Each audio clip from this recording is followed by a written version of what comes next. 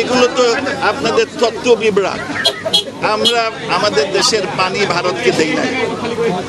আমরা যেটা দিয়েছি খাওয়ার পানি অল্প, ৬,০০০ লোকের এক শহর, সেইখানে খাওয়ার পানি দিয়েছি। এইটা একটা ফ্রেমওয়ার্কের মধ্যে দেওয়া হচ্ছে মাত্র 1.82 কিউসেক।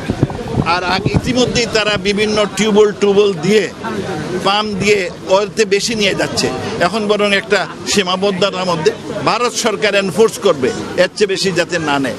এইটা আমরা একটা মহানুভবতা দেখিয়েছি, সেই সাথে ভারতকে একটা দায়বদ্ধতার মধ্যে এনেছি যে তোমরা তিস্তার পানি দাও না, দেখো আমরা কমন দিচ্ছি। তখন ভারত দেখেন, ভারতের বহু পত্রপত্রিকা, বহু রাজনীতিবিদ বলছে দেখো বাংলাদেশের দিকে তাকাও যে তারা কিভাবে দেয় ন্যায্য অধিকার। কারণ না দিলেও আপনি মানুষকে পানি থেকে বঞ্চিত করতে পারেন না, পানি খাওয়ার পানির থেকে। আর যে বাকিটা বললেন গ্যাস, আমাদের দেশের গ্যাস আমরা দিচ্ছি না।